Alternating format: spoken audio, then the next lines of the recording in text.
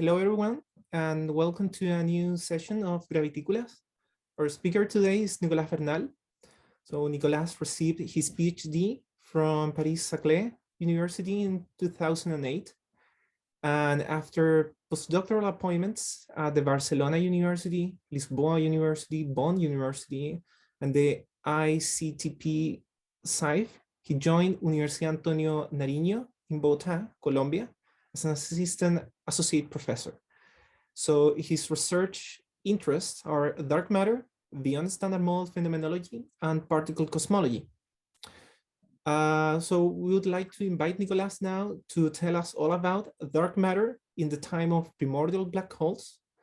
And so Nicolás, we are all yours.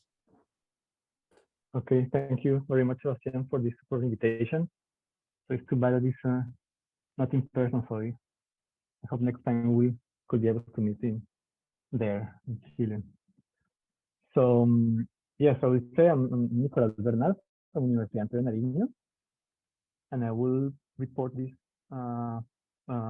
work done in collaboration with Oscar Zapata from Universidad de Antioquia in Medellín, Juvet Perez from he has a postdoc appointment in Durham.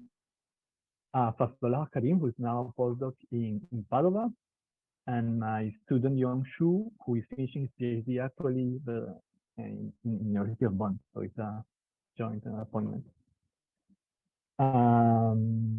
Okay, so let's get started. So, well, I don't think I have to convince you guys about the existence of dark matter, but let me just emphasize a couple of points. Is that there exist these several observations that indicate the existence of this non-luminous dark matter, which all comes in the wave of this missing gravitational force. Right, so I just emphasize this gravitational force, and at very different scales.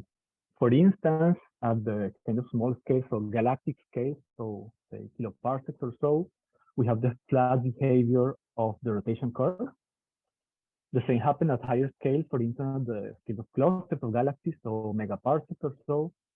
We have, for instance, these two super known examples of the bullet clusters. But even a higher scale, so really cosmological scale, we have the CMB anisotropies. So this is a map of the CMB anisotropies measured by Planck. And I mean, this could be understood in the framework of the lambda CDM model, where dark matter, in particular cold dark matter, play a fundamental role. So these small anisotropies, so 10 to the minus 4 or so, in the temperature map in the CMB can be understood in this in the lambda CDM with just saying again. So dark matter, in particular cold dark matter, play as a fundamental role.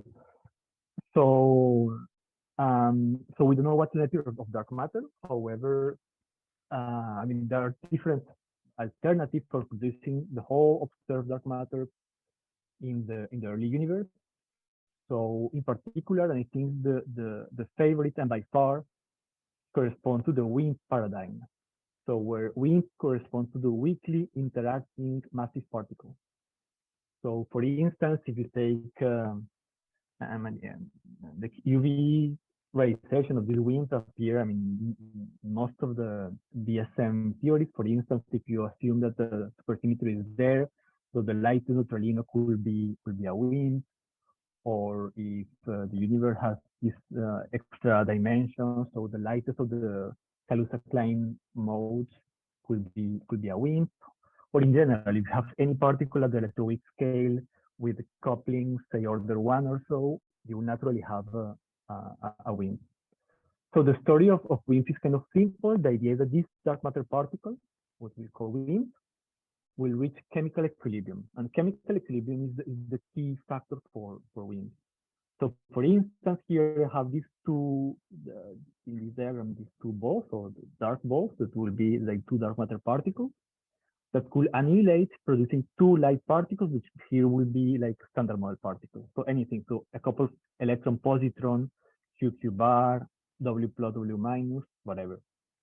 So we assume that in the universe, the early universe, this reaction could take place. So an annihilation of a couple of dark matter particles into a visible particle, so standard model particle. But we want to expect this reaction to happen and also the reverse process. So the annihilation of a couple of standard model particles into dark matter. So both the production, both the annihilation and the production. So with the time flowing from left to right. And chemical equilibrium means that these two reactions will happen and happen at exactly the same rate. So if these two reactions happen at the same rate, that means that you will reach chemical equilibrium. Yes, so that's the idea of wind.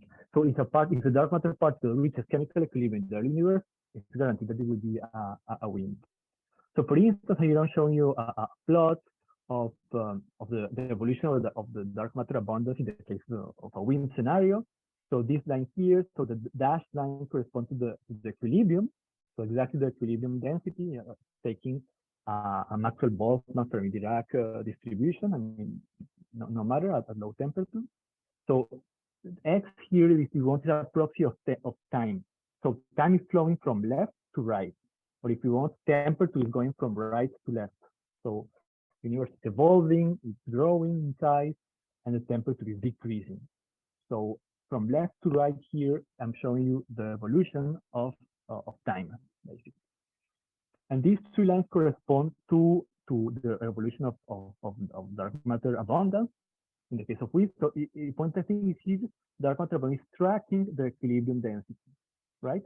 And at some point, we get out of equilibrium just because this interaction rate will not be strong enough to overcome the whole expansion rate. The universe expanding, is growing in size, the temperature is decreasing, and at some point, even if dark matter would like to annihilate, they will not meet. So the universe is too big, it's too diluted, so you will not have dark matter annihilations anymore.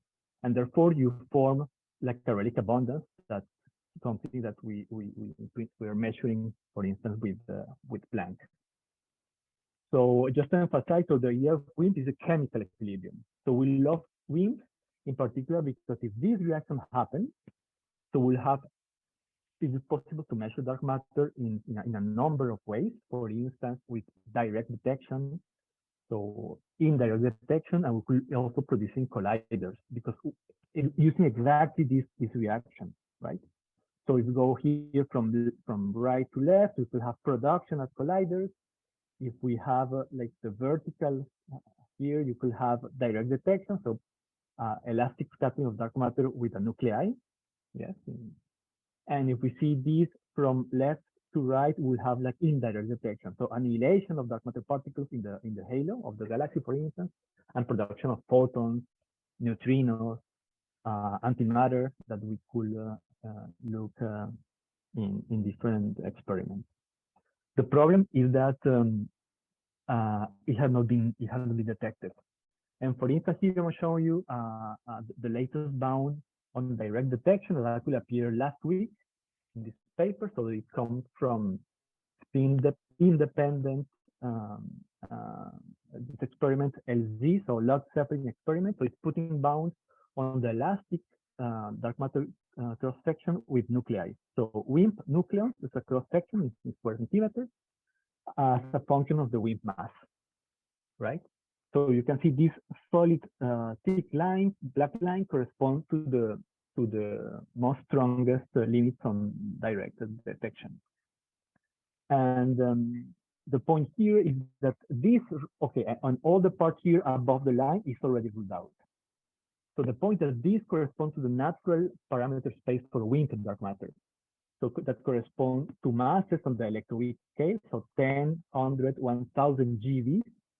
And this cross-section corresponds to couplings of order 1, right? So the point here is that the bulk of the parameter space favored by the wind mechanism is already ruled out, and not only by this experiment, but a number of experiments at different, using different techniques, different messengers, different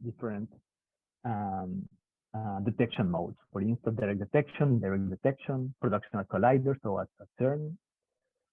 So we're kind of sad because even if I mean, as I'm telling you, wind is like the favorite and by far production mechanism, we have no detection, right? So they have no experimental evidence of the existence of wind.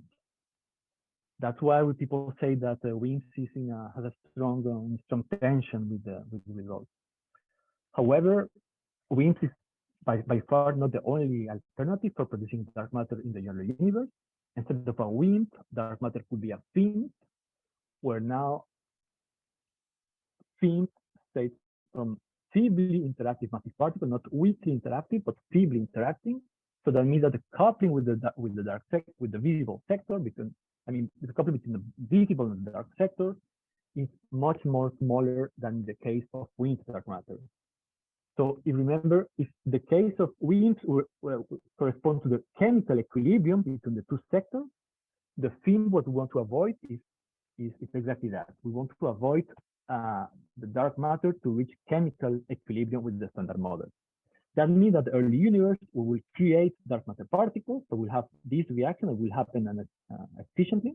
So two standard model particles, if you want, E plus E minus, QQ bar, Higgs, producing a couple of dark matter particles. However, the inverse reaction to the annihilation of dark matter will not happen at the same rate. This reaction here, that's what I'm putting across, will be kind of forbidden, but it will happen very rarely. So that means that they effectively will produce dark matter. So the dark matter abundance will increase slowly. And at some point it will freeze in, because at some point the universe will not be hot enough. So it will have not enough energy to create more dark matter particles. So in that way, we'll produce the observed dark matter abundance via the FIMP mechanism. As I told you, what we want here is to avoid the chemical equilibrium. So what we need is small rates, small interaction rates. If you want small cross sections. So this could be achieved basically in two ways. One is what is called the infrared freezing, where the bulk of the dark matter abundance is produced at low energy, so typically at the electroweak scale. And for that, we need small couplings. And small couplings, I mean, not 10 to the, not the order 1, like in the case of wind, but more 10 to the minus 10. So a suppression of 10 orders of magnitude or so in the couplings. So that's one option. So for having small couplings, but it's not the only way for having small interaction rates. For instance, we can have the ultraviolet version of the freezing, where the bulk of the dark matter is not produced at low energy, so at electroweak scale typically, but at the highest energies reached by the thermal plasma. For instance, the reheating temperature or something like this. And in order to have that, what you have to do, what you have to have is, for instance, a non-renormalizable theory, where you have, for instance, a heavy state, a very heavy mediator that's integrated out, or you can have very suppressed coupling suppressed by a high scale of energy. So in general, if you have a non-renormalizable theory, you can naturally have a FIMP dark matter. Yeah, so just to emphasize, so WIMPs require chemical equilibrium, FIMPs we want to avoid chemical equilibrium. However, I was telling you that for WIMPs, we need like order 1 couplings, but FIMP we need order 10 to the minus 10 or so. However, these small couplings are by no means guaranteed, right? So we could even imagine this scenario where these couplings are exactly 0 or super small that the FIMP mechanism is not guaranteed. So and remember that after all the evidence comes from gravity. It's purely gravitational forces, right? So the rotation curves of galaxies, clusters of galaxies, CND and isotropies. So one question that naturally could arise is, what if dark matter only couples to the standard model via gravitational interaction? So I have these two friends here. And of course, this is like a nightmare scenario, and especially if you're a particle physicist, but because what you want is to produce in the labs, right? So at CERN, you want to be able to measure in the laboratory, so for direct detection, indirect detection. So this is by far like the worst scenario for the particle physicist. However, maybe nature is again evil with us. So, but for the dark matter production is not that problem, because dark matter is unavoidable produced by a number of gravitational processes.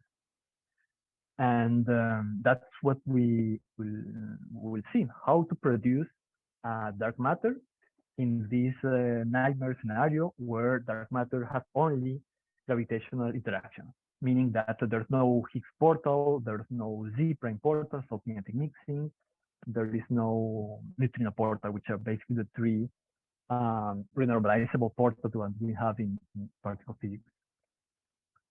So first, let's see the possible relation between dark matter and primordial black holes. So what if dark matter is emitted via Hawking radiation when primordial black holes evaporate? So I forgot to tell, if you have any question, please stop me.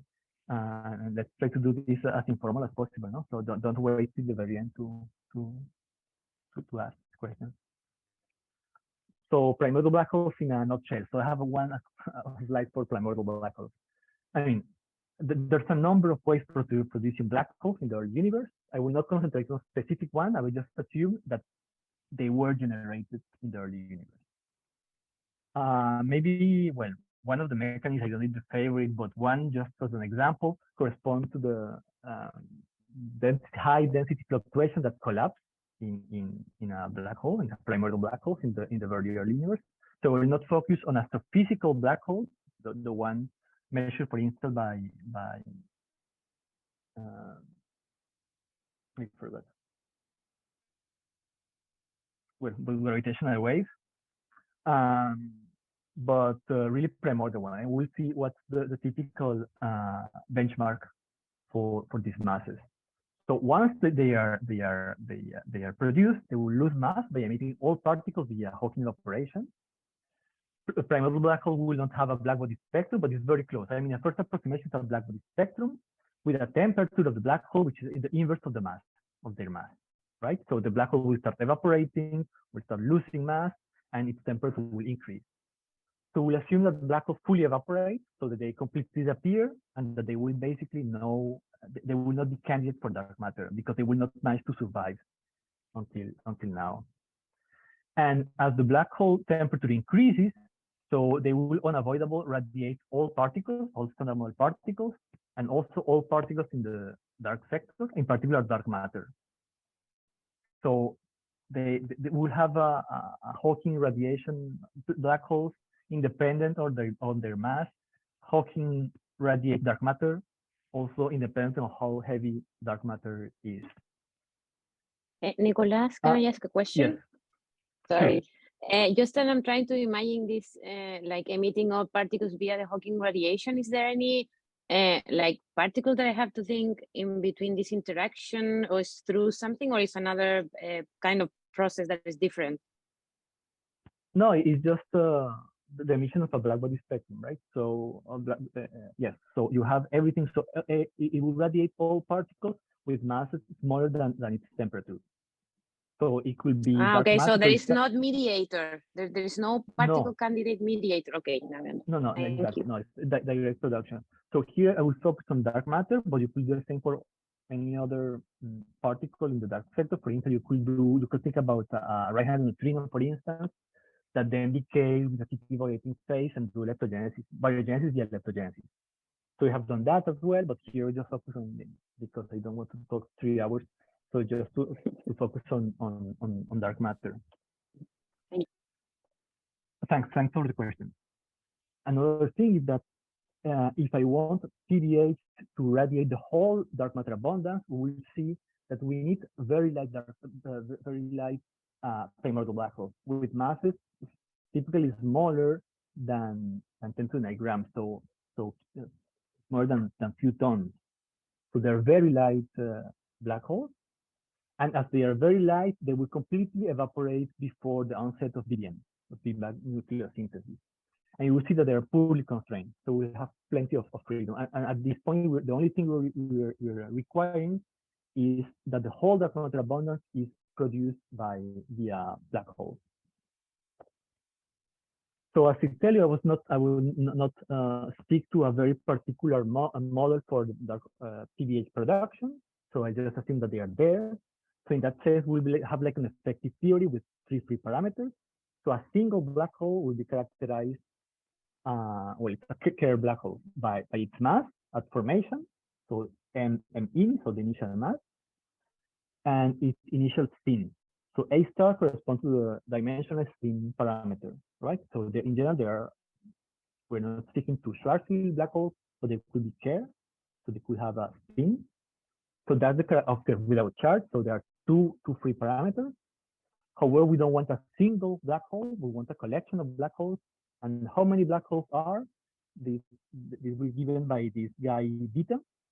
So beta is defined as the ratio of the energy density stored in black holes over the energy density stored in standard models at the moment of formation. It's important because beta is not a scale invariant process quantity.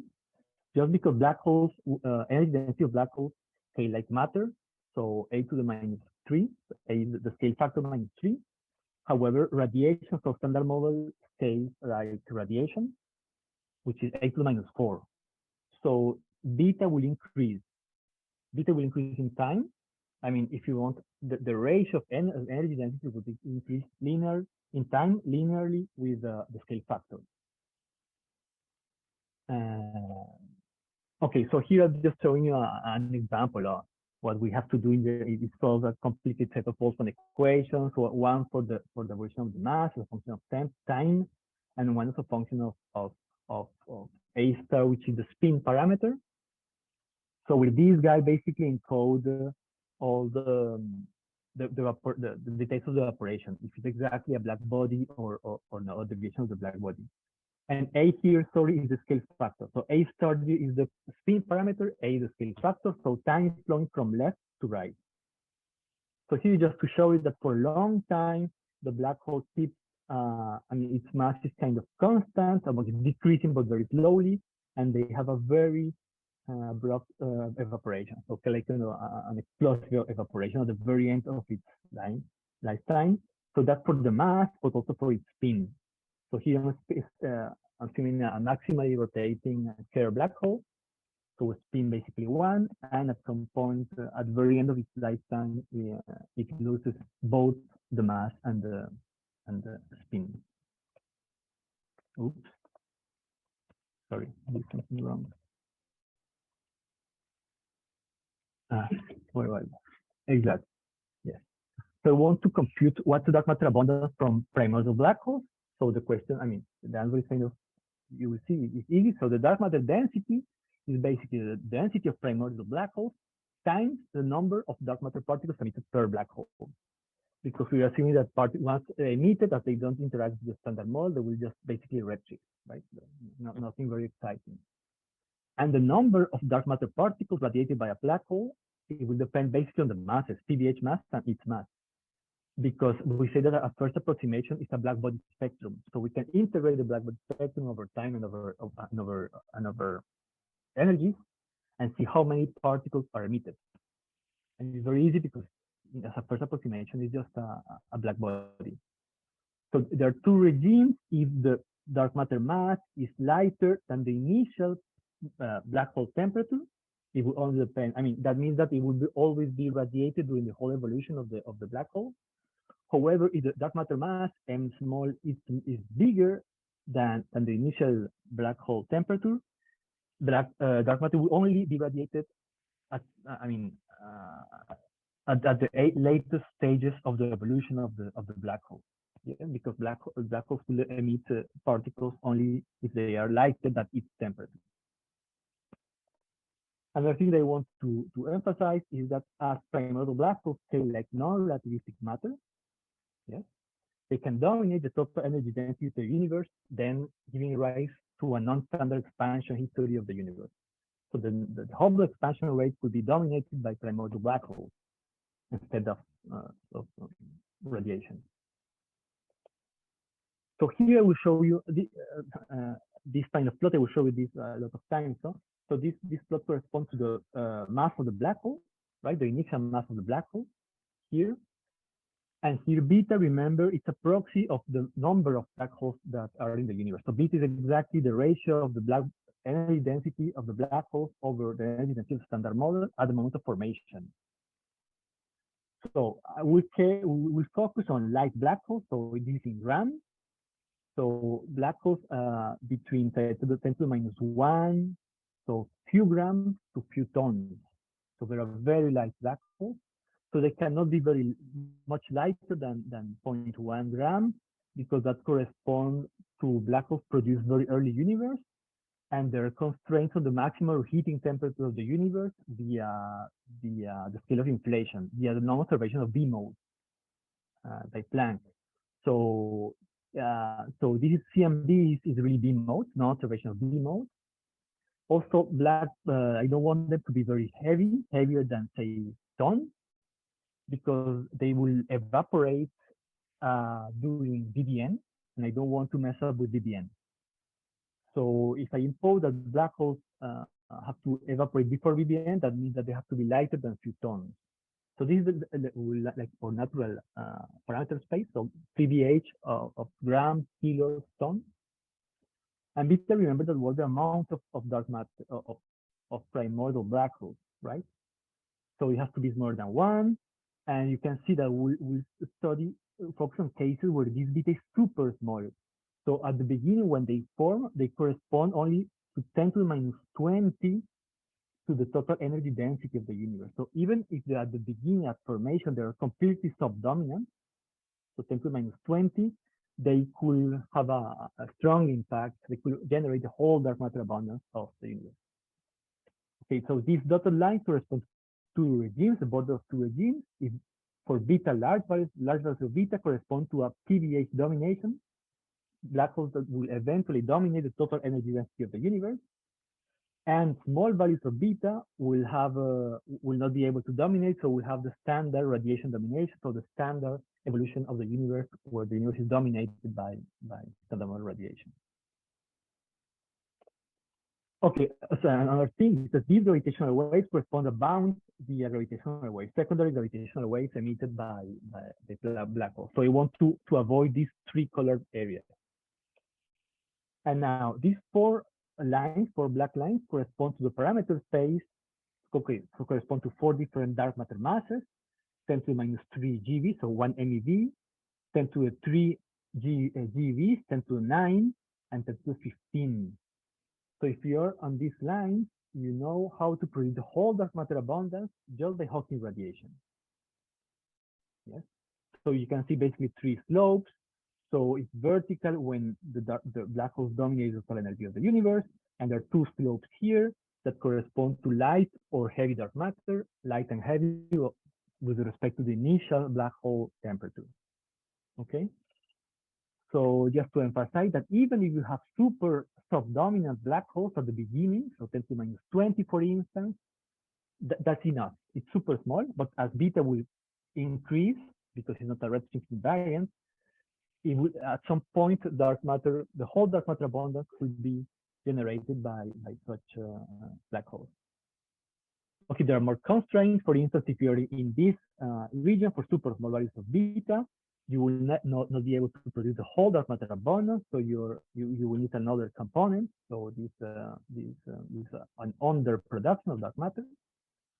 And here in this like violet region, if the dark matter is very light, so lighter than say 30 GeVs or so, you will have problems with Lyman alpha because with structure formation, right? So because dark matter will be hot, dark matter will be relativistic at the moment of structure formation.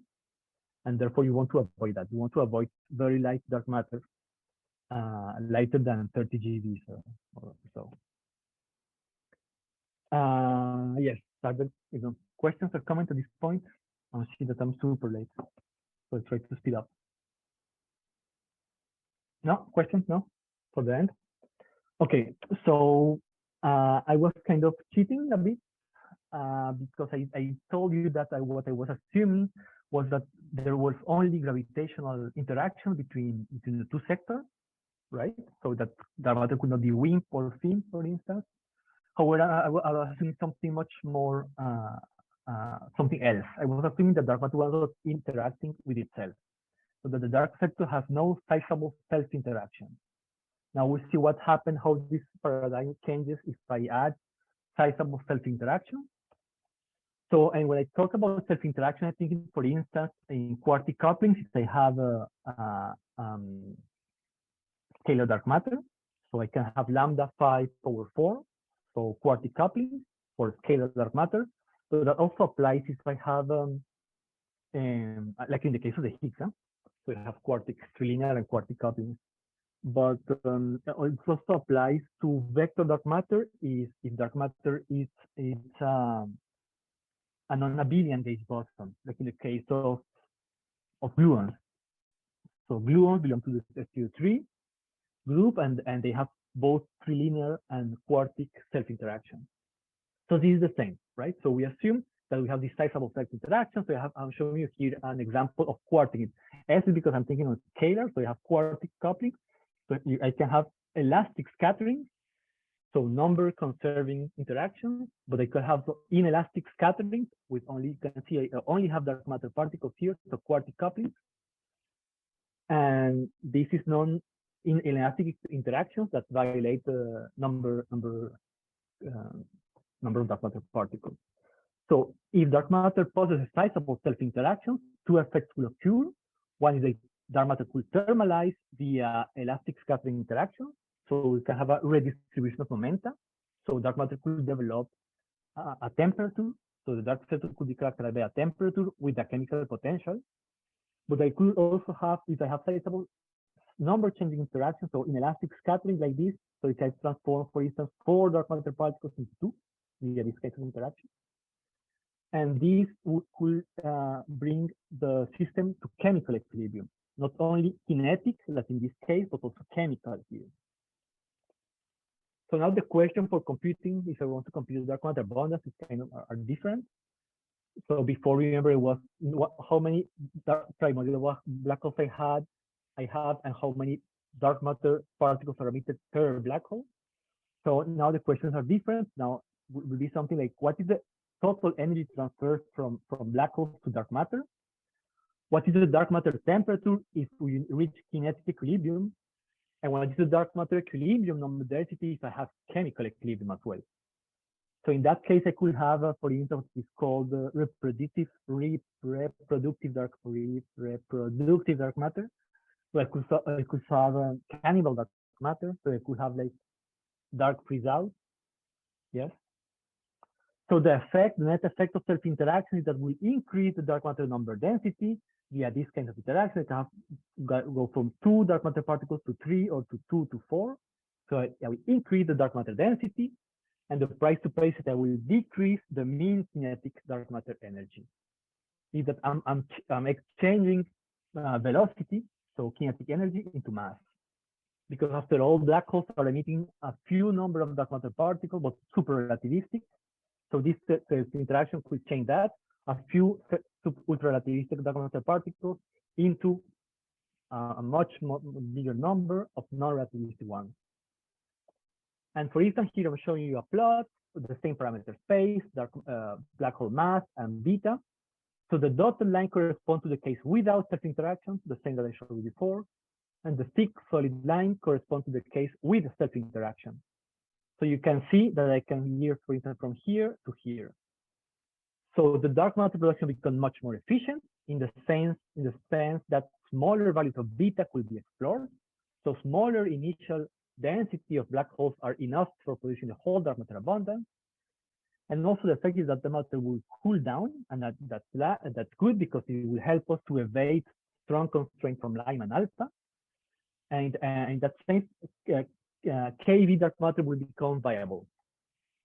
And also another thing is that here I'm doing just a model independent, showing a model independent result. So I'm not fixing the particular particle physics model.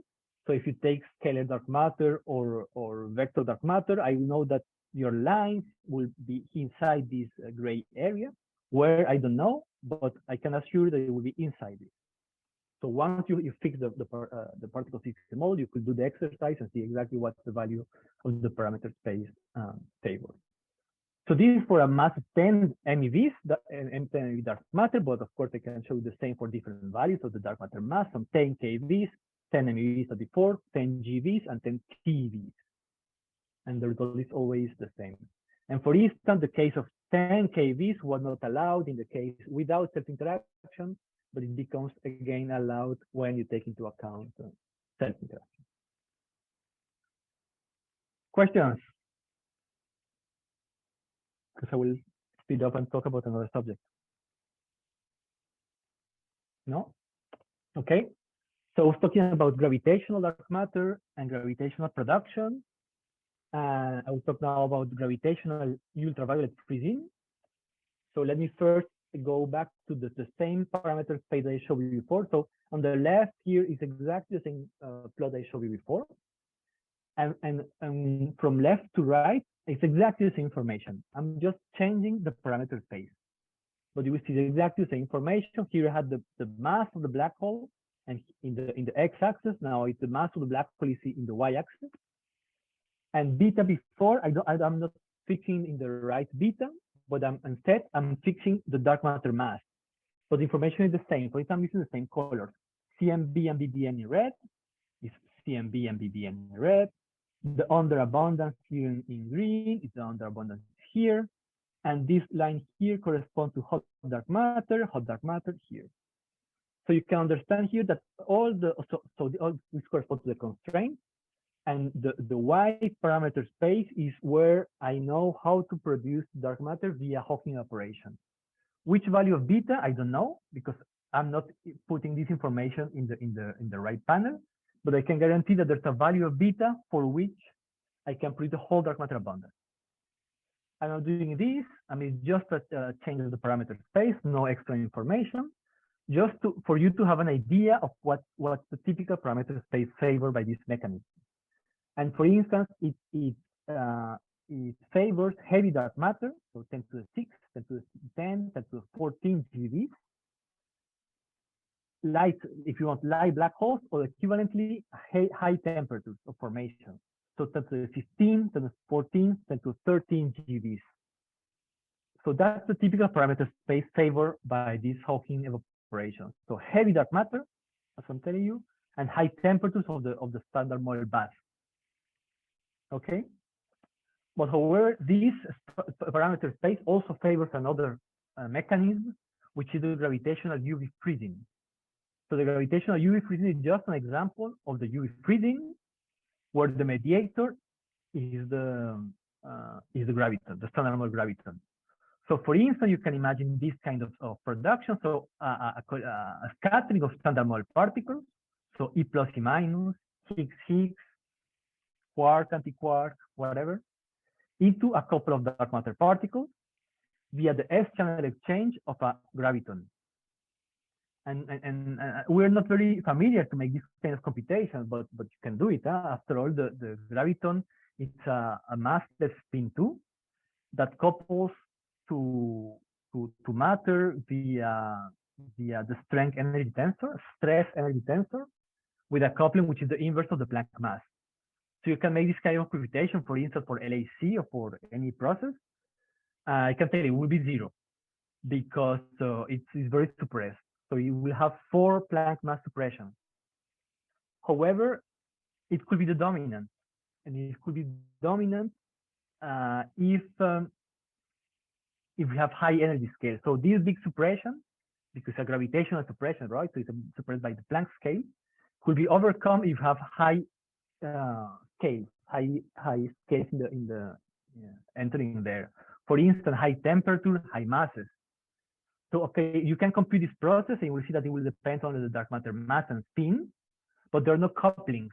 The only coupling is the Planck mass, but is completely fixed, right? It's the strength of gravity. It's a UV process. That means that the temperature of the process will appear there, and in particular the highest temperature of the universe, so reached by the thermal bath, which is the reheating temperature. And you can compute this, and you will see that the dark matter abundance is proportional to the mass of the dark matter, but also the ratio T reheat over Planck mass power 3. So here I'm showing you a plot of the dark matter mass in GeVs as a function of T reheat. In the white region, you are underproducing, so you cannot produce the whole dark matter abundance via this gravitational process. Inside this triangle, you're overshooting the results, the Planck measurement, so you're overclosing the universe, you're producing too much dark matter. However, if you're exactly on the edge of this triangle here, you know how to produce the whole dark matter abundance via this process. Yes? And I'm putting this here because just I want to show you that this process, I mean, this gravitational UV freezing also favor the very same regions of the parameter space, meaning heavy dark matter, so 10 to the 6, 10, 14 GeVs, and high reheating temperatures, so 10 to the 13, 14, 15 GeVs. So the very early universe just after inflation, just after reheating. So these two processes, these two mechanisms, so in particular, Hawking evaporation and gravitational freezing are active, are very efficient, and in the very same chunk of the parameter space. So here I'm showing you the same information. So just putting into the two mechanisms. So this triangle here corresponds to the UV freezing, and all the other constraints correspond to the case of the Hawking evaporation. And just to show you that they are active in the same chunk of the parameter space, and also that the gravitational UV freezing strongly constrains super heavy dark matter radiated by PBH. For instance, all these regions here inside this triangle is ruled out because we are overproducing dark matter. This is for the case where all the black holes are produced exactly after reheating. However, this should not be the case. So here I'm fixing the reheating temperature to be 10 to the 16 or 10 to the 14 GeVs, and you can see that different regions of the parameter space are in tension because it's overproduction. Questions, maybe comments? Because now I see that I'm super late. So I have a last point that I want to touch, but I will be very fast. Is superradiance. I don't know if you guys are familiar with superradiance, but I will give you a couple of ideas of how these superradiance work. Superradiance in a nutshell. So just to have an idea of kinematics, you can think about a ball cutting off a cylinder with a lossy surface, right? So it will just have friction, so it will tend to slow down. So large velocity, it scatters, at the end you have a small velocity. However, things will change if I have a rotating cylinder, right? So in the scattering, you can increase the angular momentum and the energy of the velocity, right? So if this guy is rotating, I have a small velocity, and at the end, it will have a much higher velocity because this guy could be like extracting angular momentum from this rotating cylinder. So this can be easily understood in the case of this kinematical system. However, something very similar happens for black holes, of course, for rotating black holes, for Kerr black holes. So you can think about a wave scattering off a rotating black hole, so a Kerr black hole.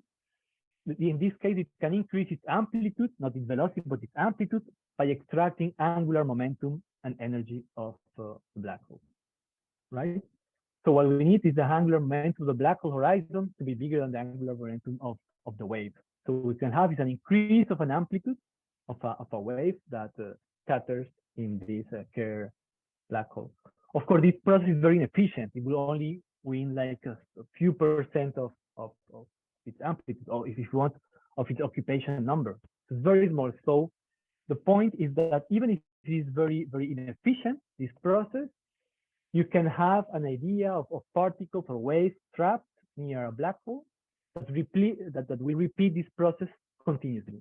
So you will not want a single scattering, but a number of scatterings. And that's what like an idea of the black hole bomb.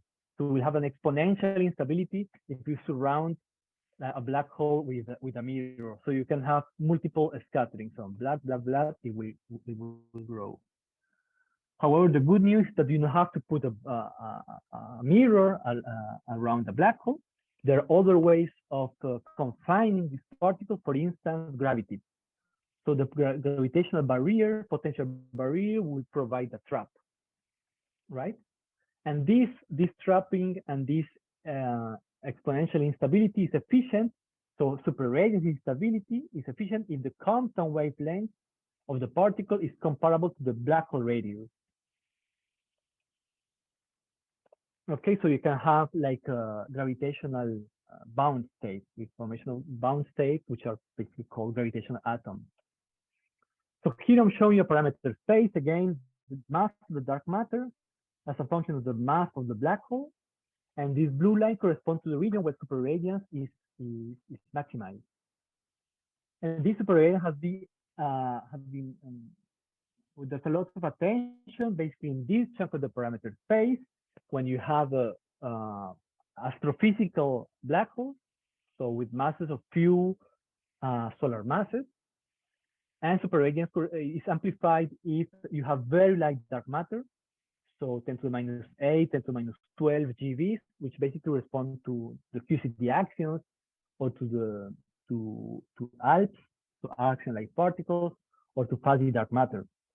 However, the same procedure could be applied if you're basically in this chunk of the parameter space that correspond to very light dark black holes, so gram, kilos, tons black holes, and heavy dark matter, so 10 to the 8, 10 to the 12 GeVs.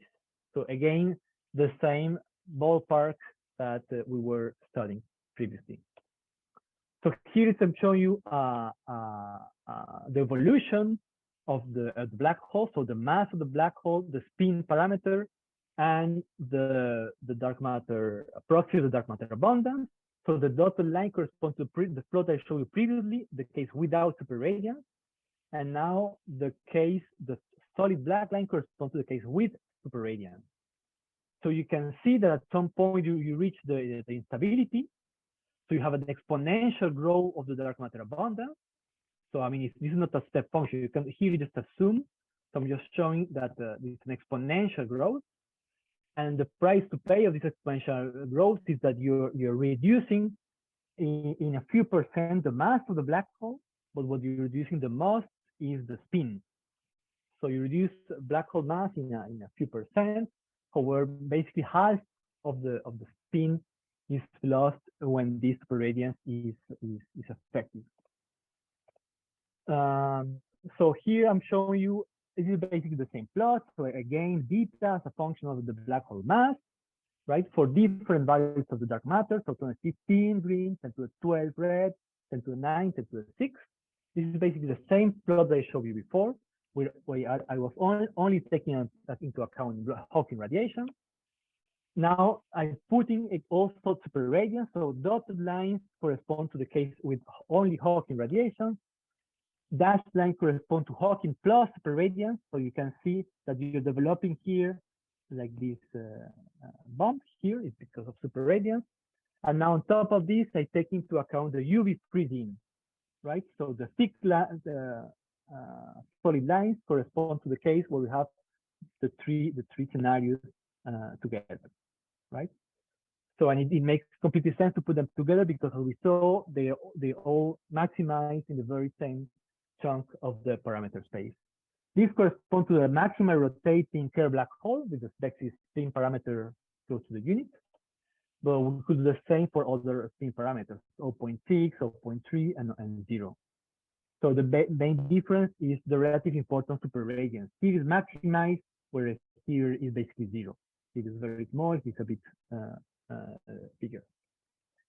So I think I'm kind of running out of time. I have another points about, because here I was focusing on very heavy dark matter. So we could do the same exercise with very light dark matter. So very light dark matter could not be emitted by black holes because it will not be dark matter, but will be dark radiation because it will be super relativistic. So, well, but I skip this. So I want to talk about QCD actions and about alpha dark matter, but I think I'm running short of time. I will just try to summarize and to conclude. So just to summarize, remember that the motivation is that after all, we only have gravitational probes of the dark matter, right? So it's completely possible that dark matter only features gravitational interaction. It's like a 99 scenario, but I mean, it's the only that we have for granted. So in that case, the bulk of dark matter could be produced by primordial black holes, by light primordial black holes that evaporate before BBN. So black holes in the ballpark of grams, kilos, or tons. And in that case, the whole dark matter abundance will be radiated via Hawking evaporation. And that corresponds to masses between MeV to as heavy as Planck scale, right?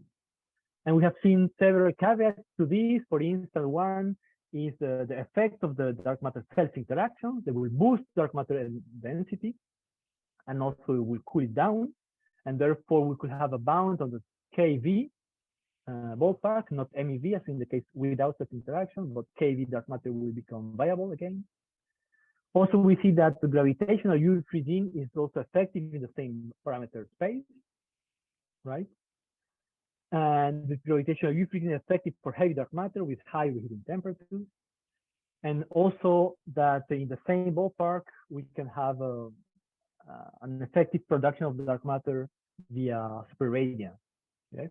Which is effective for black holes when the Compton wavelength of the dark matter is of the order of the PBH radius. So that's what I want to tell you, guys. So talking about dark matter gravitationally coupled to the standard model. So thank you very much. Okay, so thank you very much, Nicolás. It was a wonderful talk. Does anyone have any question for Nicolás? Hi, yes, me. Well, maybe this is a very naive question. I was just trying to think about how would you search for these dark matter candidates? Do you have any picture of the present experimental efforts in this matter? No, of course, it's a perfect question, and yes, that's the problem. I mean, yes. So long story short, it's super challenging. But you should not be surprised about that, because that was like the motivation of introducing that, right? So we love winds, but because it's easy to, in principle, it's easy to look for them in a number of experimental possibilities, however, have not been found.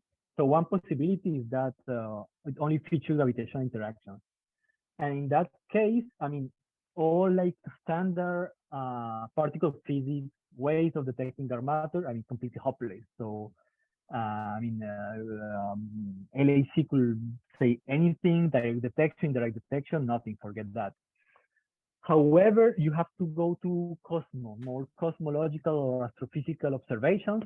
For instance, if dark matter features sizable self-interactions, it could have, it could play a role in these problems or these tension at low scales. For instance, the diversity problem, the too big to fail problem, or tension, you know, how do you want to call it? So, and for instance, the bullet cluster puts constraints on self-interaction.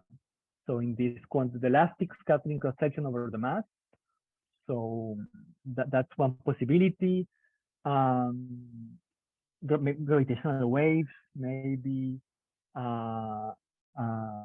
Another strong constraint could come from delta N effective. So CMB, for instance, that's something I want to show here. So if exactly the same parameter space as before, now assuming that dark matter is very light. So it's very light, so it could not be a dark matter because it's ultra-relativistic, but it could be dark radiation. And for instance, I'm showing you here contour plots of delta N effective, right? So it's okay, right? I mean, it's not it's not in tension with the actual measurement. However, most of the parameter space, so all above this blue dot line, will be explored by CMB stage 4. So a big chunk of the parameter space that we are interested in will be probed by this delta N effective. But yes, I completely agree that this is super challenging, yeah? And but I mean, we wanted this. We cannot complain now that it's difficult to look for it because, yeah. I guess that's what it makes it fun, right? Exactly. And CMB stage 4, what are the years for this future experiment? When it's supposed to be? Oh, I don't know exactly, but say I think next year, but I don't know if it's 5 or 10. Okay, just wondering. Thank you. Thanks for the question. Hi, Nicolás. I have a Hola. question. Could you explain again this mechanism of the emission of actions by primordial black holes, please? Yes, because I completely skipped this. So, well, I don't have much. No, the emission is actually the same. It's Hawking radiation. So Okay. the point is that I was showing you here the constraint. What is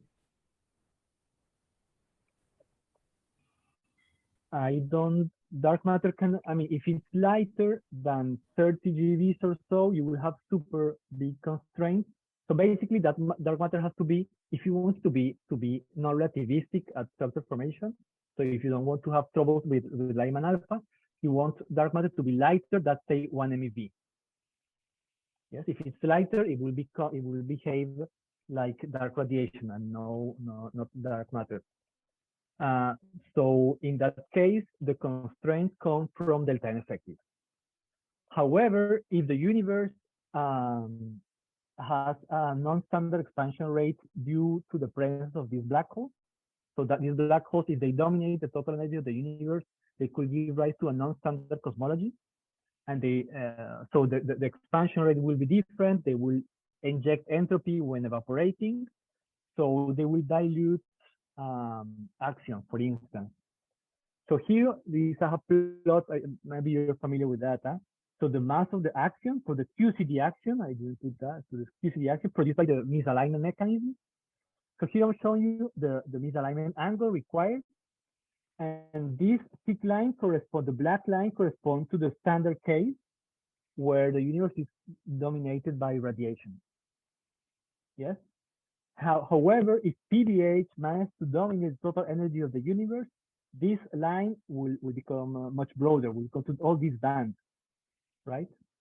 And that's the effect. But it will not be the actions radiated by black holes, but the actions produced by the standard misalignment mechanism with a non-standard cosmology, and non-standard cosmology due to the presence of primordial black holes.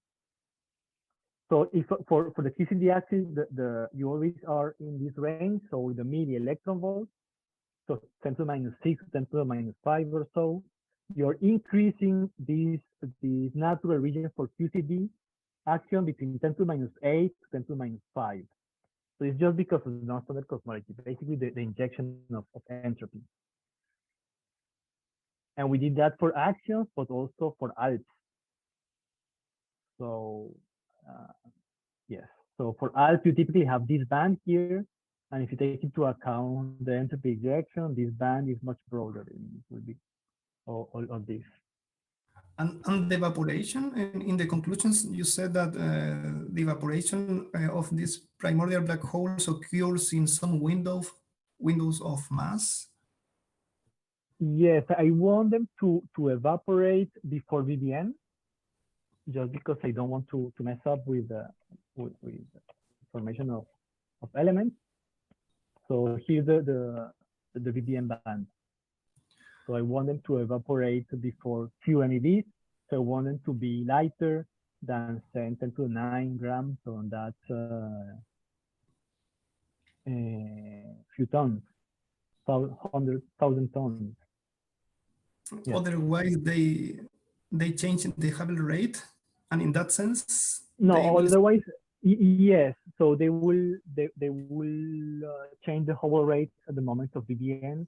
So the final proportion of elements will be different. So there will be a strong constraint on BBN, on delta N effective at the moment of BBN. So you don't want to inject entropy after that. Mm-hmm.